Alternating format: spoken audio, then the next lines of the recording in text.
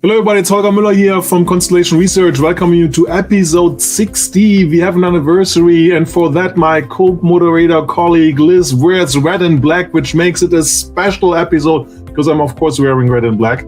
No question about that. Welcome, Liz. I should tell you it's orange, but we're going to say it's red. It's totally fine. No, it looks red. It looks red. It looks red, so it is red. Let's go AC Milan.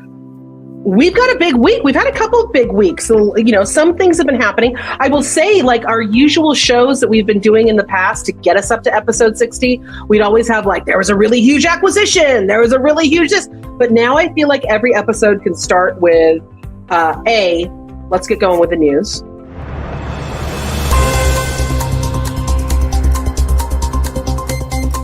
B, wow, got more fines getting handed out. We got the EU just over there, just spitting them out like we are just making money because of everyone's misuse of data. They're we're not finding, it's not fines for our companies, they're not European, so let's get some money from these Americans. Right? Yeah, Google, fines, Facebook, fines. Everybody is getting fined. But if there is anything that comes out of the headline from that, that I think is kind of two interesting headlines that seem to be simultaneously rolling at the same time. The EU has recently just come up with what they believe is their framework for AI regulation and what they want that AI transparency to be. So that was recently voted on last week from when this episode drops. So we're starting to see some rigor come around what they want AI to really be when it comes to how it is applied and what those guardrails are going to be. So we're going to start to see that start to move through committees, start to move into vote. When we start to see that ratified and when we start to see implementation dates come into effect is going to be really interesting. The big news, though, that appeared at the bottom of every single article covering this was that from everything we understand, U.S. legislators are taking that AI framework and regulation that is appearing in the EU and using that as their basis and their guardrails for what is getting created, or at least the many proposals that are spinning through regulatory bodies now in the US. So I would say we're going to keep our eye on it. It's nothing that is rock solid news, but what is also happening, and Holger, want to hear what you think of this, we're also seeing more conversations around those fines around data. So we're seeing the guardrails go up about AI. We're seeing the fines happen about data. We are not seeing those two conversations come together, right? And so there's going to come an aha moment for everyone when the AI regulations are either going to mess up data so badly that we can't actually use AI, right? Yep. It's going to limit our corpus of data so badly that we're just going to go back to a world where everything's ML. No one's going to talk about any of this stuff anymore. Or those two conversations have to come together. Right, and the concern of that is real. Just think about the data protection. I live in San Diego, as you can see from my background.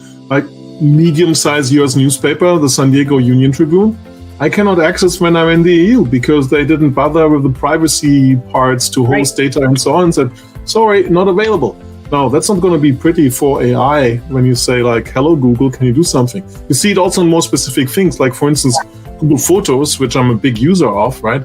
In Europe, you cannot have Google Photos run with your pictures because of people saying tagging people on pictures. It doesn't work because of data privacy, or as Germans like to say, Datensparsamkeit, saving on data. That sounds painful. It all sounds painful, but it is very accurate. And I think that the questions that we have to start asking ourselves, especially in the news of Salesforce with their big AI day, which came on the heels of Salesforce Connections, both of those announcements and both of those days from Salesforce really focused around the digital safety. So our colleague Steve Wilson's passion for all of these years of asking everybody to not just look at securing your data, trying to get as much of it as possible, and then securing it down, but actually having those really hard conversations around digital safety and how you could actually be doing more with a smaller corpus of data. And that's kind of getting turned on its head a little bit. But what you're seeing from Salesforce in those two announcements is really around how do we make sure that the data doesn't actually start to live with the model? It doesn't actually leave your secured environment. How do we actually provide those guardrails so that AI is enterprise ready? And if for those of us who were paying attention, way back from Adobe Summit, you also heard the same message, but that around the generative AI, around the large diffusion models and the content. And right, if you're creating images, are these images created by AI enterprise ready? So I think we're going to start to hear that. We're going to start to see what those guardrails are. The question is going to be, is all that cool factor, is all the stuff that we've been like, wow, it can create an email and it sounds like Shakespeare. That's so cool. Like all of that like weird buzz. As that starts to strip away and we start to actually see where generative AI, where these new models are actually rubber meets the road. How are they changing performance? How are they changing impact? Going back to what you've always said, Holger, if we're stopped looking at these as that they're just a language model, these are really about knowledge models that we're now applying to the data within and external to our enterprise. How are these actually moving the needle? Because cool is not going to cut it when employees are trying to get their jobs done, right? So I think that we've hit that phase. So it's going to be interesting to see what happens. What do you think, Holger? Yeah, we had the spring of AI with everything blossoming, and we'll have the fall of AI where it's just like, I have to rake up all the leaves now. Like, does it really work? Is it worth the pain? Is it worth the part? Which is a good process, right? And Doug and me will talk in a later segment about what we learned, who's currently leading on the AI side, which is Google, because they have a lead in hardware, and AI is all about who can do that cheaper, faster, better. And advantages in hardware you can't overtake by building an NVIDIA-powered supercomputer. But talking about this, right, there's a left field entry because we had the news, right? This week, Oracle released the numbers, the big Q4. Oracle's doing better than ever. And their cloud is working, right? For the first time, Oracle's investing more than 50% of its free cash flow into CapEx. Now, when they hear me, they're going to slap and say, no, not all the CapEx is going to the cloud build out. But hey, most of it is going there, right? And interesting, at the analyst summit, Larry Ellison shared with us that they were running, this was mid-April, the largest AI supercomputer. And now they went public, that NVIDIA is putting their AI workloads in the Oracle cloud, of course, running on NVIDIA chips, right? Everybody who's late, in contrast to Google, is using NVIDIA chips. Same for Microsoft with OpenAI. But it's very interesting to see somebody who's been pronounced dead so many times doing so well. And I just want to be over 70, have as much fun and work as Larry, right? So that will be good. Right. It's funny because, I was just with the group, and we'll have a video on this a little bit later.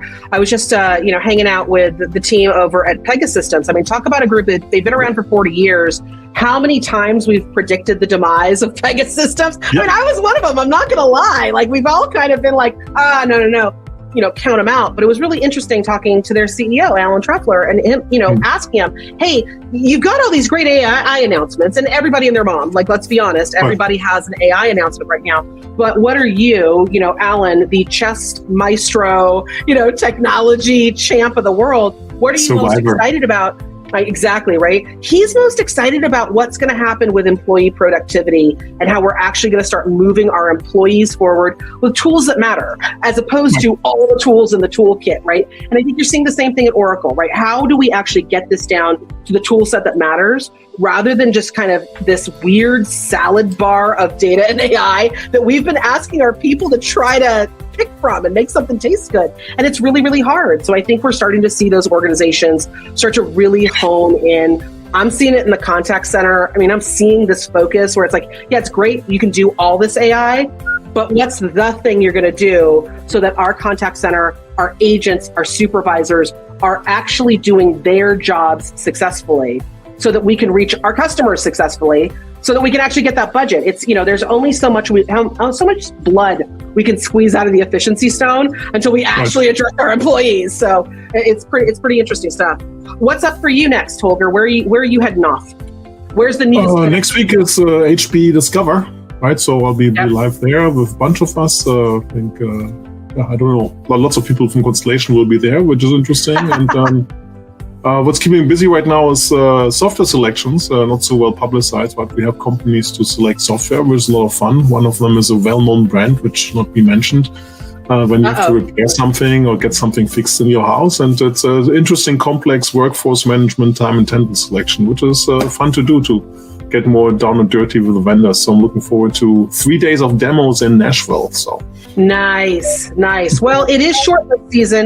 For those people watching, just keep in mind that later this summer, our updated lists of shortlists will be coming out. And now is the time that we are assessing all of those. But coming up in this episode, Holger, we've got 3 interviews. You're going to be talking to Doug with Google. And then I've had a chance to be at a couple different events. And I also had a chance to speak with Avaya's CEO. I'm going to be hanging out with them during Avaya Engage this week. As this episode drops, I'll actually be with the team, but it'll give you a little glimpse inside of, talk about another survivor.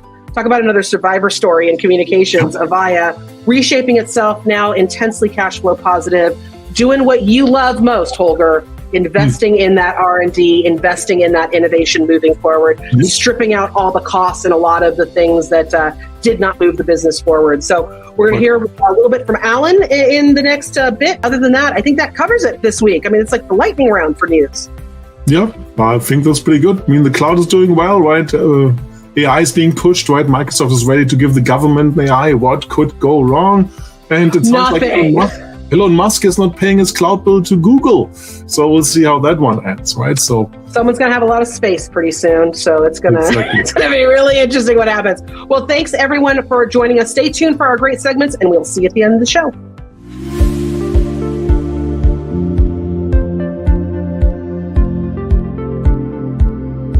Hey everyone, it is Liz Mueller, and I have the distinct pleasure of welcoming Alan Masarek for this conversation. Alan, how are you? I'm doing well. Thanks so much for having me. Been looking forward to it. Of course. I'm so glad you're here because you know what?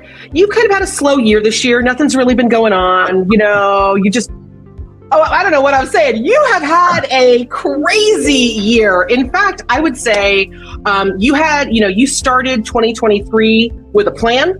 You had laid out that plan to the market, to your company, to your customers, and a lot of that plan has been financial and restructuring what the financial footprint of Avaya is and is starting from. Again, what does Avaya, the brand, the culture, the promise, what does that look like moving forward? Like if it's a chapter that's closed on the financial, right? What are we looking at culture moving forward? So, first of all, every transformation, and I've done this, in the past multiple times, every transformation, culture is the most important. I'm an incredibly large believer in that culture wins all. And so, we as a company, we had to right-size our costs and fix our debt. I mean, literally washed away through the process through forgiven debt and new capital invested in the business, about $4 billion to the positive. $4 billion. The actual mechanics everyone knows is that the total debt balance, which was about $3.9 billion, was written all the way down to $150 million. Everything else was forgiven.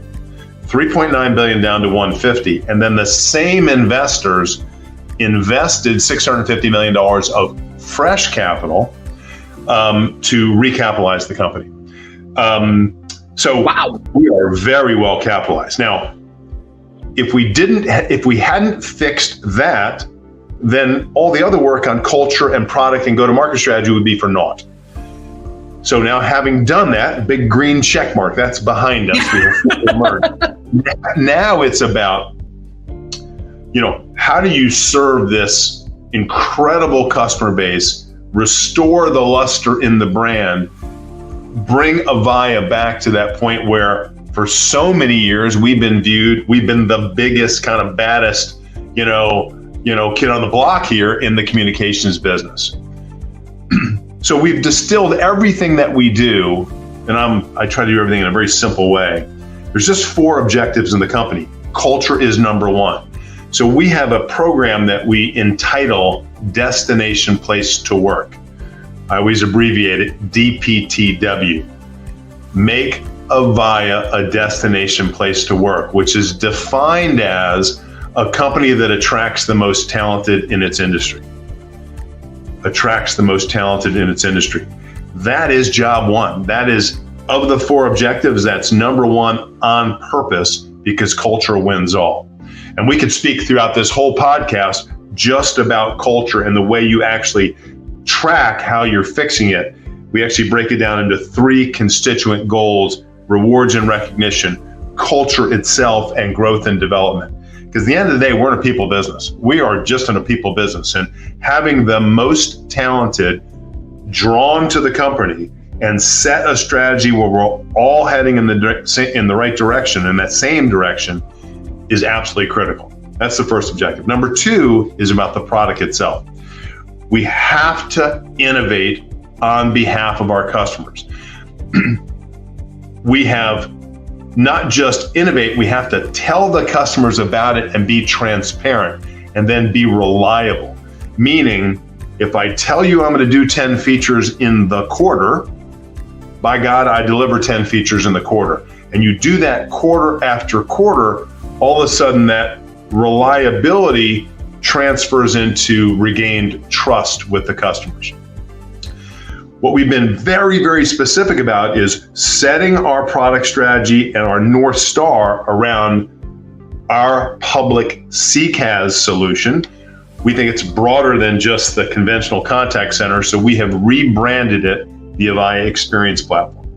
As important as setting your North Star, you also have to rationalize the things that you're not going to do, so that the engineering organization, which is sizable, 1,700 engineers, can focus on fewer ambitions. And as a result, we are burning roadmap faster than we ever had in the past. And so the product quality and product capability is just going up like this in a big way. But I can't just, wait till it comes out the back end of the sausage making machine. You got to be transparent about it. And so going all the way back to November, and I just started 1st of August, we started publishing roadmaps, which is very unique, and then telling our whole stakeholder community what's coming, and then republishing as we deliver it. And our reliability has been very high, and you're starting to see, customers recognizing that and saying, my goodness, Avaya is bringing them the innovation that they need. We have created a strategy we refer to as innovation without disruption. That's super, super important. So think about, we have this enormous base of customers. Thousands of them are among the largest communication deployments in the world. Yep. Now, these customers typically are on some level of cloud journey, but my goodness, they're not ready to pop all the way to multi-tenanted cloud tomorrow, because it's just too disruptive. And think about, they have our systems, that very mature voice-based contact center or UC solution that's super featured, fully featured, very mature, kind of battle tested, that's been bespoke throughout their environment. They do not want to rip that out, because if you're a small company, it's a pain to rip stuff out, but it's not that big a deal. If you're a big company with thousands of agents, it's fundamental business risk. At the same time, is you want more than just a voice contact center. You want chat, social, digital, you want AI capabilities. So the notion is bringing that functionality, bringing that innovation to our customers without forcing them to disrupt, forcing them to rip out the voice plumbing, so they can gradually move to the cloud at their pace. And so the brand reinvigoration is that Avaya is about choose your journey. We will support you on your journey, whether you're prem, you can stay as prem, or you want to move gradually to the cloud, adding chat, social, digital, a channel at a time. Whether you want to move infrastructure to the cloud, I want to move away from a data center and put it as a single dedicated instance in our hyperscaler relationship, which is with Microsoft Azure, or move all the way to the public cloud. Any step along the way, Avaya is here to support your choice, Mrs. Customer, in your journey. So that's the objective number 2. When you go to 3, It's about being a customer delight company. The mega trend we're playing in is the world's going towards CX. Everything's about CX. The smarter communication companies, in my view, realize that. They don't think of themselves as a modality. They think of themselves as an outcome. And that's in the customer experience space. we're selling the promise of Avaya is the underlying technology that a business can use to therefore generate a superior customer experience with their downstream customer.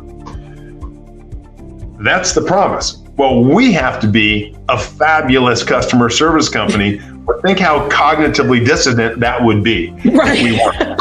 So we're focused like a laser beam on being that customer delight company.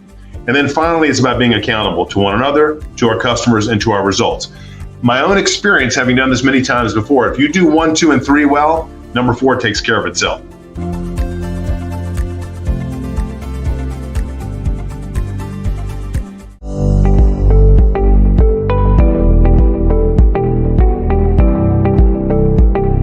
Hello everybody, it's Holger Mueller here from Constellation Research, here to talk to you about a recent event that both my colleague Doug and me attended, Google Cloud Executive Forum. Welcome, Doug.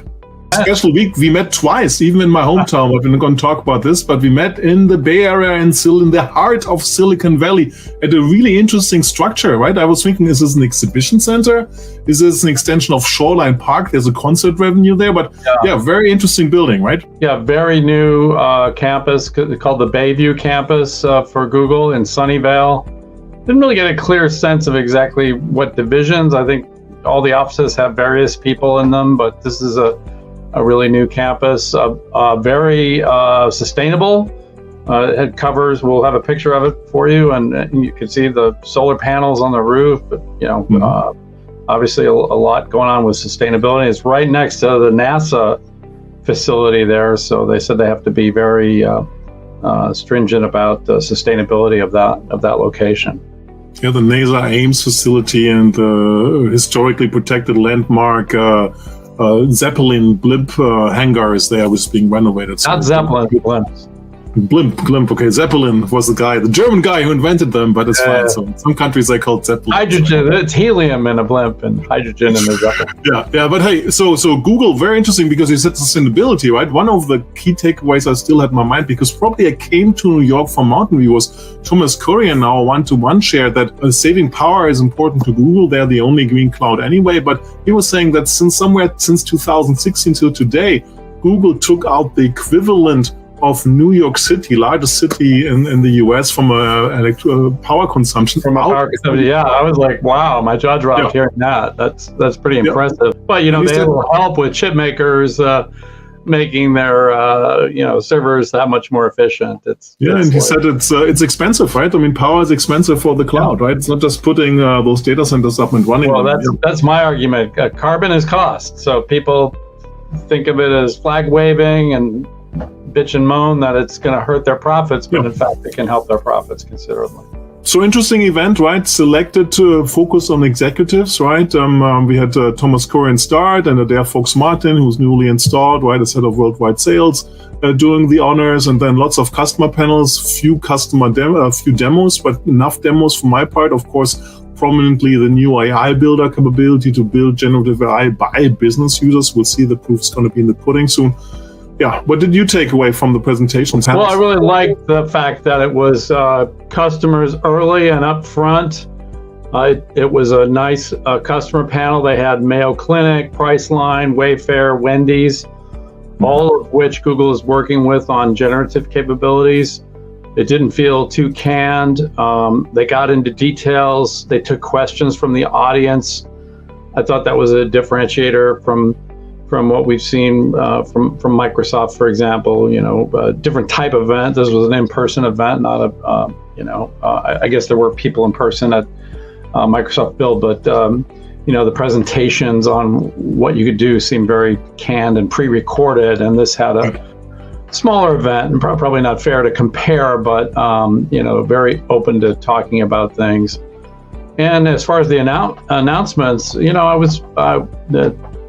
felt like it's very differentiated. It had a real array of foundation models that they're working with, very open to third-party models. They talked about a range of use cases, and it wasn't all about, of course, they don't have all the same number of applications and enterprise applications that Microsoft has, but it wasn't just about generative capabilities within their own applications. It was very much about customers building their own generative capabilities, their own use. So those were good aspects of the announcements. Yeah, and obviously, like the mix got changed, right? Last year at the equivalent event in New York, where we also, I think, were both asked Thomas, what are the 3 differentiators for Google Cloud? And he said it's a vertical, standards-based, and security. Security was super prominent. At the time we talked to him, they hadn't talked about security. It all caught up in the afternoon, where the security pitch was there. But he said, no, not so much change. But of course, the generative AI part is there. Google has a substantial lead when it comes to custom algorithms, in their case TensorFlow, to put on custom hardware, in that case Tensor boards, over the competition. And of course, they want to take and leverage that. So. Yeah. I was also surprised at how many capabilities were described as generally available. You know, a lot of their rivals, including Microsoft, it's all in preview at this point. Salesforce has a lot of things in preview, not yet GA. You know, and Microsoft certainly got a jump on the announcements, but it seems like Google had been working on a lot of these things for some time, got caught off guard at how quickly they were announced, but they were ready to actually introduce things into general availability. And it did seem like they are working with a number of customers. We had a FaceTime with Fiona Tan of Wayfair. Mm-hmm. She said they're in pilot. They've been working with Google for 12 to 14 months now. It wasn't exactly clear whether that's with their cloud migration and the generative, but you know, she was saying that they chose Google because they had confidence that they would have the AI and ML capabilities that they wanted, and they liked again that theme of openness. Wayfair had been doing a lot with Snorkel AI, and you know, Google was welcoming and was going to help them leverage that in concert with what they're doing with Google. So, you know, you and I were probing a little bit there. You know, how many customers has Google been working with on generative? We got different answers from different people. You know, the marketing types were saying hundreds, and some of the other folks were, you know, a little bit more circumspect, saying, you know, maybe scores. And it's clear the bigger numbers are around that generative app builder, which is really the merger of existing capabilities they had, like the dialogue builder and call center AI. Yeah, it's available for download, right? You can play with it and do stuff or get even dangerous with it, right? And we had a good conversation with the head of services and education, Mueller, right? Which was interesting to see what Google is doing on the professional services side in terms of inserting people the right subject matter expertise, not spreading too thin. But also interesting to me that education is part of that, and the big focus on education, obviously, to get people up running with generative AI and whatever the new news offerings are, right? So it's kind of like even contradicting, because you empower customers and partners, but you have your own service people. So it's very clear that Google doesn't want to become too big on the services side, which is a good thing, right? Because it's not. But it was also clear from Lee Moore, who's an Accenture veteran, and Thomas Kurian brought him in to really increase the capacity of Google Cloud Consulting, and he said that they more than doubled that to 3,200 people. And he talked about that, and we had a sense of this last year. You know, there's lots of interest in Google, and there were lots of customers signed up to do a lot of work, but they really didn't have capacity to have them get out and deploy and get stuff into production. And you know, with their SI partners, they're doing this. He was very clear in saying it's not about our service, it's about us working with SIs. But they've doubled their capacity, and you know, now they have a much better capacity to handle some of these, you know, big 7 and 8 figure deals they have with large enterprises. Right. Yeah, no, I think Google is past it always goes in steps as a vendor, right? We know this long enough, right? You do something that's interesting, everybody's surprised, right? The partners haven't built up the skills, the companies want that, then there's a catching up, and then there comes the next step, right? So, but I think Google is over the first hump of adoption in the service ecosystem, right? And that's a good thing. Well, I think the consensus now that you've seen this pattern now from everybody who isn't Microsoft, that the ingredients that they're putting out there to differentiate themselves is a choice of public models, not just OpenAI. And this idea of helping companies to build their own models, their own small models, I'll call them, and they're all saying it'll be up to others, I think, to tease out the differences on that you can train these models without sharing data with public models. This is what we're hearing from others like Salesforce and Google and some of the vendors I deal with in the BI space like ThoughtSpot. Multiple models choice, and we'll help you build your own small models. Yeah, and very welcoming, right? We had the chance to speak to the head of all the infrastructure, right? And he said, we have an NVIDIA here, so we think we can run maybe better, but it's the customer's choice. If you want to run your workloads on NVIDIA processors for whatever portability reason or tie-in reason, we're available and you can run them here. So, open to partners, like we said. So, positive impression of Google Cloud too. I'm just curious, because they keep nagging the big guys, right? I mean, 8 years ago, was it a Google Cloud Next or I/O? It was even, and was Hölzler, who was still around, the CTO, said, with second-based pricing, we're going to have customers come over to us, right? And then since then, they've added so many things, right? On the green side, it's the only green sustainable cloud. That's going to be it. And then on Antos to run things, or BigQuery Omni. And still, it has not moved and broken the dam of AWS and Azure customers and larger portions moving over to Google. But at some point, it's going to happen, and I think they're closer than ever. Yeah, I think that conversation will lead more, and their capacity to support large customers is a good sign that, after the contracts come the implementation, and that's what's really getting geared up right now. Exactly. Well, perfect. It's a wrap. Thank you so much, Doug. It was great to be at the event with you. Double Doug last week, not only in Mountain but also in San Diego. Thank you. And I'll see you soon. Okay, everyone. That was a good episode, Holger. We got a lot of info. Yep. We got to meet a couple new friends and hear from some new folks. And thanks to Doug for being part of that. Listen, next up, speaking of Doug, it's going to be Doug and Dion hitting the trails for our next great episode of CRTV. We want you guys to stick around for that. Otherwise, thank you. As always, you can catch us both on Twitter and on LinkedIn. And you can catch CRTV every other week. We drop a new live episode, and catch us and subscribe to our YouTube channel because that's where all of our stuff lives. So please go do that. Hit that subscribe. And we've loved spending this.